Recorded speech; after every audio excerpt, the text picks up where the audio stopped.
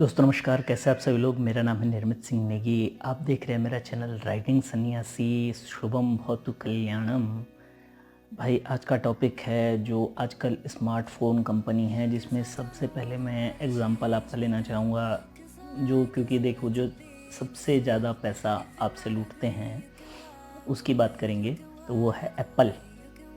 आप एप्पल के फ़ोन सबसे महंगे होते हैं और सबसे ज़्यादा ओवर प्राइस्ड होते हैं। क्यों? क्योंकि उनको मार्केटिंग की ट्रिक आती है, उनको हाइप क्रिएट करना। अब आप पूछेंगे हाइप क्या होता है।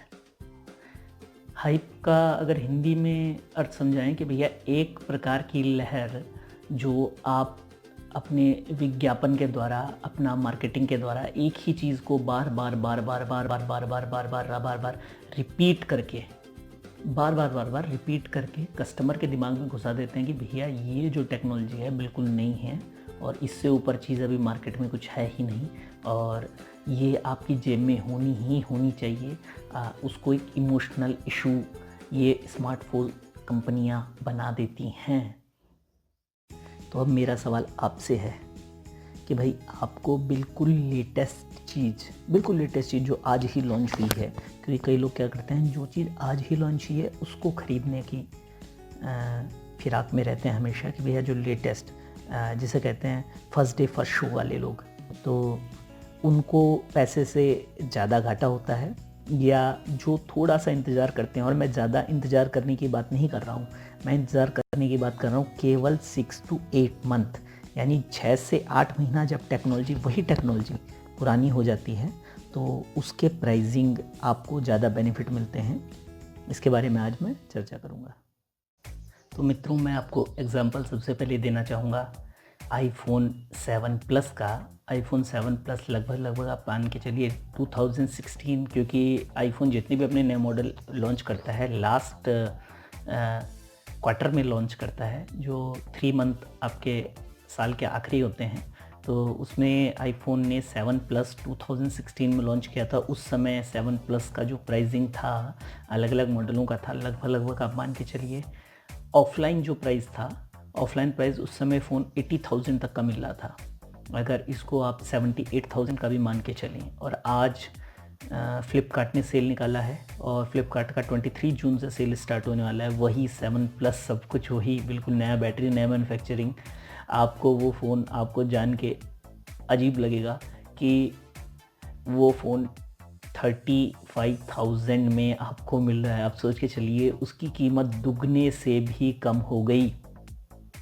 आप ये मान के चलिए कि अगर आपने कोई फ़ोन 2016 में लिया था तो आज उसका वैल्यू नए का ही 35,000 है, तो आपके अपने फ़ोन का वैल्यू कितना गिर गया। आपके अपने फ़ोन का वैल्यू उस समय मान के चलिए 78,000 था, तो आज आपका फ़ोन 7 प्लस 3 साल पुराना भाई कोई 13,000 रुपये में, 14,000 रुपये में भी नहीं एक्सेप्ट करेगा।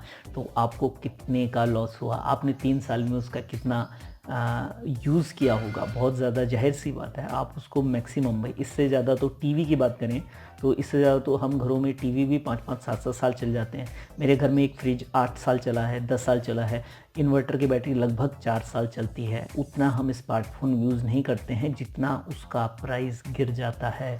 अब मान लो 78,000 में से अगर आप 13,000 घटा लें तो 65,000 का आपको लॉस हुआ है। 65,000 का मतलब 36 दूनी, लगभग आप मान के चलिए कि 1,800 रुपये महीने आपका लॉस गया है। तो आपको क्या बिल्कुल नया टेक्नोलॉजी ख़रीदने का प्रॉफिट हुआ? जी नहीं, बिल्कुल भी नहीं हुआ। और अगर आप उसी बात करें आईफोन की पुरानी टेक्नोलॉजी, अगर आप आज लें, जैसे आप अभी 7 प्लस अगर आप लेते हैं 5.5 इंच का स्क्रीन मिल जाएगा, नो डाउट। आप भी जानते हैं आईफोन का जो टेक्नोलॉजी है, आईफोन ने 3 साल पहले भी जो कैमरा डाला था वो आज के ज़माने में कई फ्लैगशिप फ़ोनों के बराबर बैठता है, या उनसे 19-20 ही रहेगा, बहुत नीचे नहीं गिरेगा। यानी आप आईफोन 7 प्लस के कैमरे की बात करें और मिड रेंज फ़ोनों की बात करें कि भैया 20,000 25,000 रुपीज़ के फ़ोन, तो जाहिर सी बात है आईफोन का कैमरा उनसे बढ़िया होगा, खासकर वीडियो मेकिंग में, फ़ोटोग्राफी में। और आईफोन की स्पीड तो आप जानते ही हैं, आईफोन की स्पीड जो A12, A10 bionic chipset, A11 bionic chipset ये हैं, इनकी स्पीड बहुत ज़बरदस्त है। तो आपका मेन पैसा कहाँ गया जो आपको लॉस हुआ? जिसने 2016 में इस फ़ोन को ख़रीदा होगा, बिल्कुल काउंटर में जाते ही जैसे ही एप्पल ने अपना इवेंट लॉन्च किया और उसके बाद एड्स आने चले गए, एड्स की बाहर लग गई, आपका मेन पैसा हाइप में गया, आपका मेन पैसा मार्केटिंग में गया। दूसरा मैं एग्जांपल देना चाहूँगा, सैमसंग ने अपना A80 नाम से एक फ़ोन लॉन्च किया था जिसका फ्लिप कैमरा था, मतलब कैमरा ऊपर जाके फ्लिप होके वही कैमरा बैक कैमरा रहता है, वही कैमरा सेल्फी कैमरा रहता है। और कमाल की बात क्या है, फ्लिपकार्ट के अभी सेल में स्पेकुलेशन है कि वो जो 60,000 का फ़ोन, यानी मुश्किल से 1 साल पहले लोगों ने जिस फ़ोन को 60,000 रुपीज़ का ख़रीदा था, 1 साल बाद ब्रांड न्यू नया फ्लिपकार्ट से 1 ईयर वारंटी, वो फ़ोन 20,000 का मिलेगा। आप सोच के देखिए टेक्नोलॉजी, मतलब जिसने अब 1 साल पहले ख़रीदा था उसके फ़ोन का क्या वैल्यू रह गया। यानी उसने ख़रीदा था मान लीजिए 60,000 का फ़ोन, ठीक है, और अभी वो फ़ोन फ्लिपकार्ट में नया आ गया 20,000। तो जाहिर सी बात, आपके 1 साल पुराने फ़ोन की जिसकी वारंटी ओवर हो चुकी है, उसका कोई 12,000 रुपीज़ भी नहीं देगा कि वो बोलेगा फ्लिपकार्ट पे तो भाई 20,000 रुपये का है सेम फ़ोन सब कुछ और बिल्कुल ब्रांड न्यू डब्बा पैक। तो ऐसे मार्केट में टेक्नोलॉजी, जबकि मैं खुद टेक्नोलॉजी फील्ड से हूँ, मेरा खुद लैपटॉप एंड एसेसरीज़ का काम है, फिर भी मैं हमेशा लोगों को यही गाइड करता हूँ कि हमें हमेशा टेक्नोलॉजी 6 मंथ मिनिमम, अगर आपको बहुत जल्दी ज़रूरत है और आपको बिल्कुल लेटेस्ट पे जाना है, लेकिन आप 6 मंथ और मोस्ट फेवरेबल 1 ईयर, 1 साल पुरानी टेक्नोलॉजी हमेशा यूज़ कीजिए। वो आपको बेस्ट प्राइजेस पे मिलेगा क्योंकि उसके बहुत सारे मॉडल उस समय तक रेप्लिकेट हो चुके होंगे। जैसे मैं एक आपको एग्जांपल देना चाहूँगा, जब कोरोना बिल्कुल नया नया स्टार्ट हुआ था तब सैनिटाइज़र का कीमत आपको पता था कितना बूम किया था। 100 रुपीज़ में 100 ml का छोटे छोटे इतनी शीशियाँ 100 रुपये की बिक रही थी। आज वो शीशियाँ 35 रुपये की बिक रही हैं। मुश्किल से 2 महीने 3 महीने भी नहीं हुए हैं। तो जब भी कोई टेक्नोलॉजी शुरुआत में इंट्रोड्यूस होता है, सेम यही होता है कि डिमांड ज़्यादा होता है और प्रोडक्शन कम होता है, इसलिए उसकी कीमत बहुत ज़्यादा रखी जाती है। नंबर 2, क्या आप उस टेक्नोलॉजी को, जो नई टेक्नोलॉजी है, उसको आप उतना यूज़ कर पाते हैं? मेरा जवाब है 10 आउट ऑफ 1 व्यक्ति ही, जो खास कोई कोडर होते हैं या फिर सॉफ्टवेयर डेवलपर होते हैं या बहुत ही हैवी वर्क करते हैं, बहुत ही हेक्टिक शेड्यूल जिनका होता है, जिनके समय की कीमत बहुत ज़्यादा है, कि भैया कोई CEO है किसी कंपनी का, उसकी सैलरी ही 4 लाख रुपये महीना है, तो उसको भाई जाहिर सी बात है उसको स्पीड चाहिए। तो उनके लिए ज़रूरत होती है बेसिक, जो हम जैसे लोग हैं, मैं हूँ, आप हैं, आपको कोई ज़रूरत नहीं है बिल्कुल लेटेस्ट टेक्नोलॉजी, नई टेक्नोलॉजी में शिफ्ट होने की।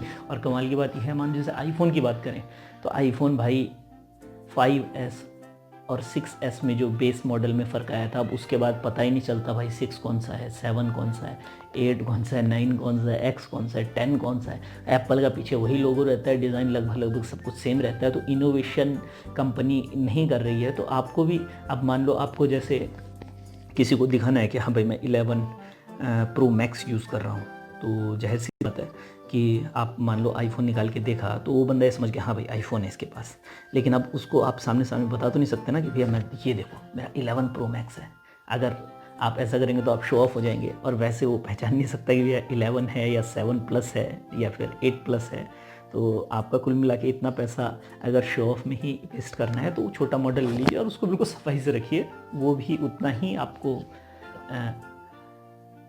लाभ देगा। जैसे कि मैं खुद की बात करूं अपनी, आपकी ट्रायम्फ टाइगर आती है और रॉयल इनफील्ड हिमालयन आती है। मैंने रॉयल इनफील्ड हिमालयन खरीदी है, उस पर मैं कुछ मॉडिफिकेशन कराए हैं, और कई लोग मेरे से पूछ के कहते हैं कि भैया टाइगर तो नहीं है, ये टाइगर है क्या? तो आप ये सोच के चलिए, लोगों को ये पहचानने में भी दिक्कत होती है भैया कौन सा बाइक कौन सा है। तो फ़ोन तो बहुत छोटी चीज़ है, नहीं पहचान पाते लोग। तो केवल शो ऑफ के लिए महंगी चीज़ें, बिल्कुल लेटेस्ट चीज़ें मत खरीदिए। और आज सूर्य ग्रहण है, सूर्य ग्रहण से बच के रहिए। तो लाइक कीजिए, शेयर कीजिए, सब्सक्राइब कीजिए। राइडिंग सन्यासी। अलविदा, जय हिंद, जय भारत।